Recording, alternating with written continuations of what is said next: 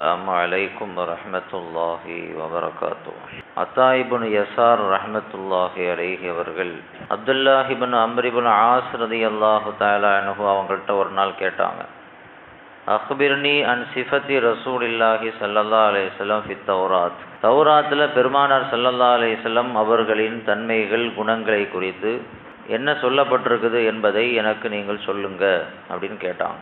ஸல்லல்லாஹு அலைஹி வஸல்லம் அவர்கள் யார், அவர்கள் எப்படி இருப்பார்கள், அவர்களது குணங்கள் என்ன, தன்மைகள் என்ன, அவர்களின் அடையாளங்கள் என்ன என்பதெல்லாம் குர்ஆனில் மட்டுமல்ல, குர்ஆனுக்கு முன்னால் இந்த உலகத்திற்கு வந்த எல்லா வேதங்களிலும் சொல்லப்பட்டிருந்தது. அப்துல்லாஹ் இப்னு அம்ர் இப்னு ஆஸ் ரலியல்லாஹு தஆலா அன்ஹு அவர்கள் தௌராத்தை ஓரளவுக்கு படிச்சிருக்கிறாங்க. தௌராத்தினுடைய ஒரு சில பக்கங்கள் அவங்களுக்கு தெரியும்.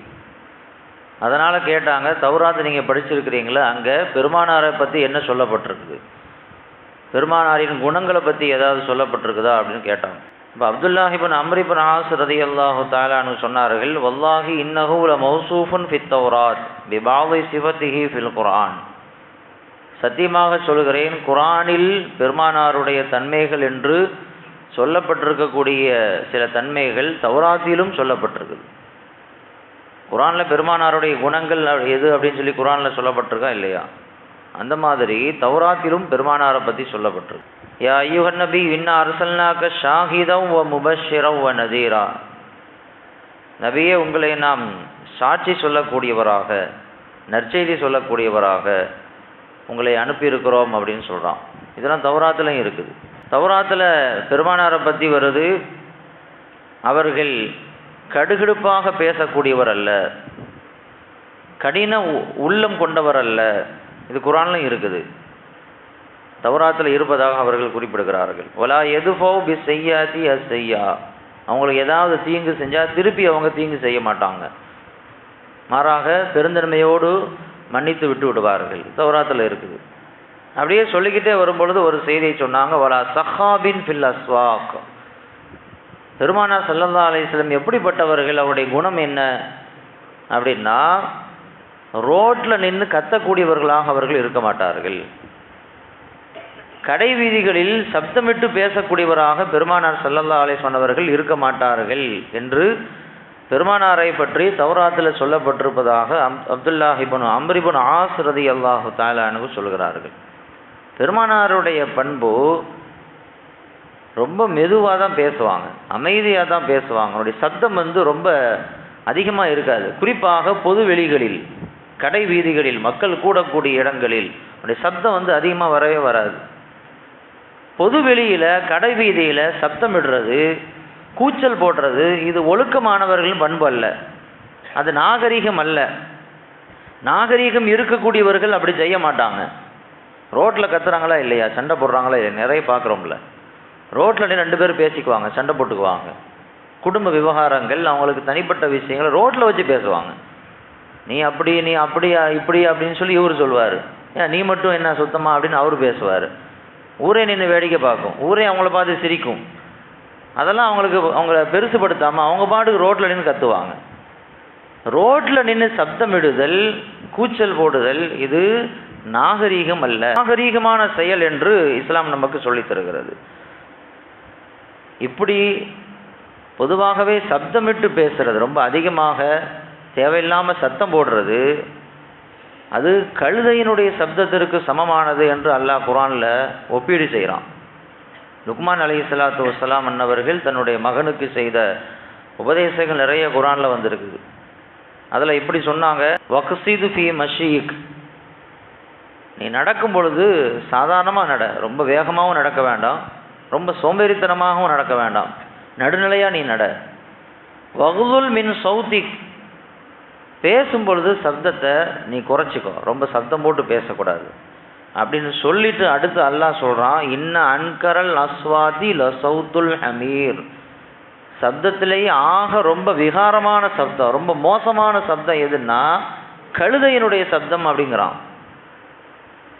கழுதை ரோட்டில் கத்தும் பொழுது என்ன எல்லாம் ரசிக்கவா செய்வாங்க, விரட்டி விடுவாங்க, அது பிடிக்காது. அந்த சத்தம் யாருக்குமே இன்பமாக இருக்காது, வெறுப்பாங்க அந்த சத்தத்தை. அதே மாதிரி ரோட்டில் ஒருத்தர் கத்துறாரு அப்படின்னு சொன்னால் உன்னை யாரும் ரசிக்க மாட்டார்கள், உன்னை யாரும் வரவேற்க மாட்டார்கள். அப்படின்னு அல்லாஹு தஆலா குர்ஆனில் சப்தமிட்டு பேசக்கூடியவர்களை கழுதையினுடைய சப்தத்திற்கு ஒப்பீடு செய்கிறான். அப்போ அது நாகரிகமான ஒரு செயல் அல்ல. சில பேருக்கு இயற்கையிலே சப்தம் அதிகமாக இருக்கும். அவங்க பேசும் பொழுதே சப்தம் அதிகமாக கேட்கும். எங்கோ பேசிட்டு இருப்பாங்க, இங்கே வரைக்கும் கேட்கும். அது குற்றம் இல்லை, அது அவங்களுடைய இயற்கை இயல்பு. பெருமானாருடைய காலத்தில் இப்படி ஒருத்தர் இருந்தார். அவருக்கு பேரே ஹத்தீபுல் உம்மா. அவருடைய பேர் என்ன அப்படின்னு சொன்னால் சமுதாயத்தினுடைய பிரசங்கி. ஏன்னா அவர் சப்தம் ரொம்ப அதிகமாக இருக்கிறதுனால ஸல்லல்லாஹு அலைஹி வஸல்லம் ஒரு பொது சபையில் மக்கள் கூடுகின்ற இடத்துல அல்லது வெளியூரில் இருந்து மக்கள் வரக்கூடிய சமயத்தில் அவரை பேச வைப்பாங்க. நீ பேசு அப்படிங்குவாங்க. ஏன்னா சப்தம் பயங்கரமாக இருக்கும், மைக்க தேவையில்லை, அந்த மாதிரி பேசுவார். ஒரு நாள் அவரை காணோம், சபைகளில் அவரை பார்க்க முடியல, மஸ்ஜிதில் அவரை பார்க்க முடியல. ஸல்லல்லாஹு அலைஹி வஸல்லம் கேட்டாங்க, அந்த சஹாபி எங்கே போயிட்டாரு, அந்த தோழரை காணாமல் என்னாச்சு அப்படின்னு கேட்டாங்க. வீட்டில் போய் பார்த்துட்டு வரோம் அப்படின்னு போனாங்க சஹாபாக்கள். வீட்டில் போனால் அங்கே உட்காந்து அழுதுட்டுருக்கிறாரு. என்ன இங்கே உட்காந்து அழுதுட்டுருக்குறீங்க, உங்களை காணோன்னு சொல்லி பெருமானார் ஸல்லல்லாஹு அலைஹி வஸல்லம் பள்ளிவாசலில் தேடுறாங்களே, ஏன் கொஞ்ச நாள் பள்ளிவாசலுக்கே வர்றதில்லை அப்படின்னு கேட்கும் பொழுது அவர் சொன்னார், அல்லாஹ் குர்ஆனில் லா தர்ஃபஉ அஸ்வாத்தக்கும் ஃபௌக சௌத்தின் நபி, பெருமானாருடைய சப்தத்தோடு அவங்க சப்தத்தை உயர்த்தாதீங்கன்னு அல்லாஹ் குர்ஆனில் சொல்லிட்டான். என் சப்தமே அதிகமாக இருக்குது, நான் பெருமானார் சபையில் அவங்களுக்கு முன்னால் என் சப்தத்தை உயர்த்தி பேசிட்டா நான் குற்றவாளி ஆயிடுவேனே, என்னுடைய அமல்கள்லாம் அழிஞ்சு போயிடுவேன். அந்த குற்றவாளியை நான் ஆயிடக்கூடாது அப்படிங்கிறதுக்காக பெருமானாருக்கு முன்னால் ஒழுக்க குறைவாக நடந்துடக்கூடாதுங்கிறதுனால நான் வீட்டில் உட்காந்துருக்கேன் அப்படின்னா. ஸல்லல்லாஹு அலைஹி வஸல்லம் அன்னவர்கள் அவருக்கு சுப செய்தி சொல்லி அனுப்பிவிட்டார்கள். லைஸ மின் அஹ்லின் நார், நான் குற்றவாளி ஆகிட்டேன், பெருமானாருக்கு முன்னால் சப்தத்தை உயர்த்தி பேசிட்டேன், என் நன்மைகள்லாம் அழிஞ்சிருது, நான் நரகவாதி ஆகிட்டனோ அப்படின்லாம் பயப்படுறாரு. நீங்கள் அவர்கிட்ட போய் சொல்லுங்கள், லைஸ மின் அஹ்லின் நார், அவர் நரகவாதி அல்ல அப்படின்னு மட்டும் சொல்லலை. வலாக்கின் மின் அஹ்லில் ஜன்னா, அவர் சொர்க்கத்திற்குரியவர் என்று சுப செய்தி சொன்னாங்க.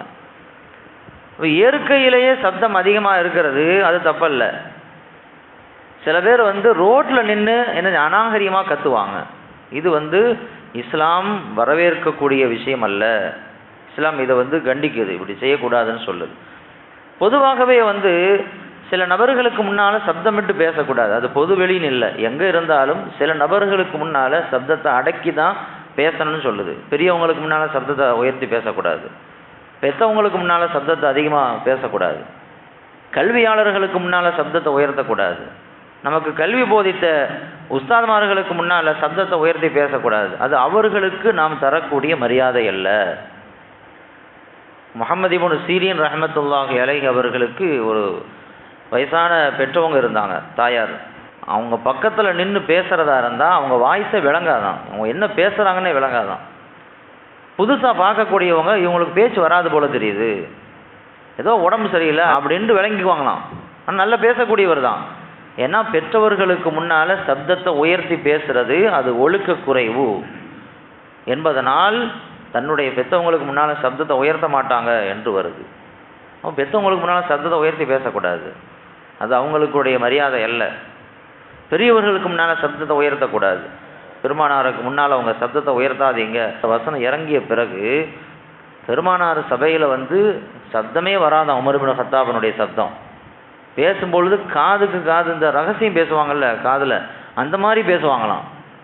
சில நேரங்களில் அவர் பேச விளங்காது, திருப்பி கேட்பாங்க, ஸல்லல்லாஹு என்னப்பா பேசுகிறீங்க, திருப்பி சொல்லுங்கள் அப்படின்னு கேட்குற அளவுக்கு உமர் இப்னு கத்தாப் ரலியல்லாஹு தஆலா அன்ஹு சப்தத்தை குறைத்து கொண்டார்கள். ஏன்னா பெருமானாருடைய சபையில் அவங்களுக்கு முன்னால் ஒழுக்கத்தை பேணணும் அப்படிங்கிறதுக்காக உமர் இப்னு கத்தாப் ரலியல்லாஹு தஆலா அன்ஹு இப்படி நடந்துக்கிட்டாங்க என்று வருகிறது. எனவே சப்தத்தை உயர்த்தக்கூடாது. குறிப்பாக பொதுவெளிகளில், கடை வீதிகளில், மக்கள் கூடுகின்ற சபைகளில் சப்தத்தை உயர்த்தி பேசுறது அது பெருமானாருடைய பண்பல்ல, குணமல்ல, அது அநாகரிகமான செயல் என்பதை நாம் விளங்கிக் கொள்ள வேண்டும். ஸல்லல்லாஹு அலைஹி வஸல்லம் அவர்கள் கற்றுக் கொடுத்த எல்லா நாகரிகங்களையும் பண்பாடுகளையும் பின்பற்றி அதன்படி வாழக்கூடிய மக்களாக எல்லாம் வல்ல ரப்புல் ஆலமீன் நம் அனைவரையும் ஆக்கி அருள் புரிவானாக. வ ஆகிரு தஅவானா அல்ஹம்துலில்லாஹி ரப்பில் ஆலமீன்.